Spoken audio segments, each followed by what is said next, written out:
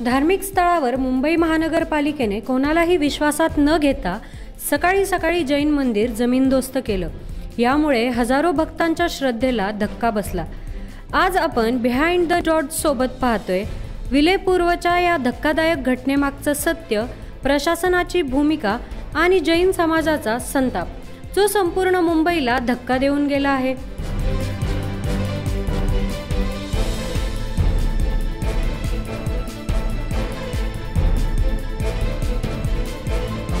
मुंबई महानगरपालिकेने विलेपार्ले पूर्व येथील 90 वर्ष जुने पार्श्वनाथ दिगंबर जैन मंदिर तोडले आहे।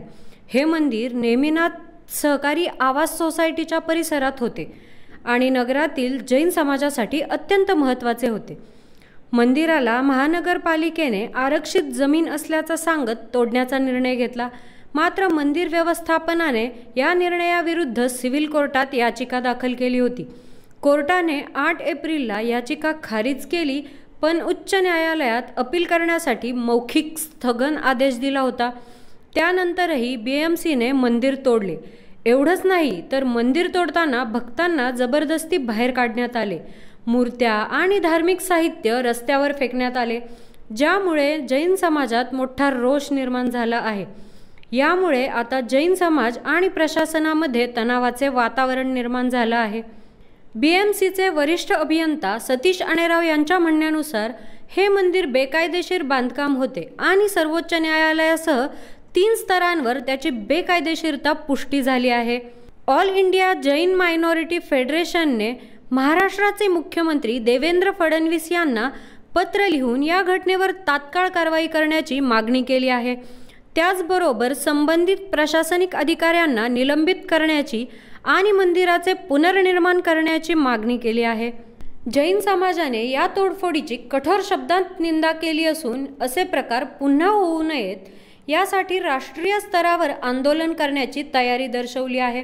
स्थानिक जैन समाजाचा असा आरोप आहे की या तोडफोडीमागे कोणत्या तरी हॉटेल समूहाचा स्वार्थ आहे आणि प्रशासनाने त्याच्या दबावाखाली ही कारवाई केली आहे।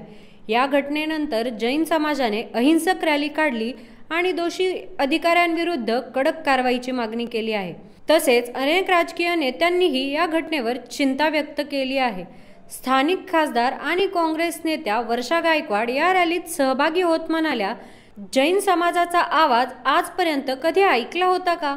आणि श्रद्धास्थान सांभाळणं हे सरकारचं कामच आहे, ते मात्र होताना दिसत नाहीये। मुळात ही कारवाई पूर्वनियोजित आणि हे षड्यंत्र आहे असं म्हणत त्यांनी सरकारला धारेवर धरले। समाजवादी पक्षाचे नेते अखिलेश यादव यांनी या तोडफोडीवर जोरदार टीका केली आहे। त्यांनी भाजप सरकारवर जैन समाज आणि इतर अल्पसंख्याकांवर हल्ले करून त्यांची जमीन आणि मालमत्ता हडपण्याचा आरोप केलाय।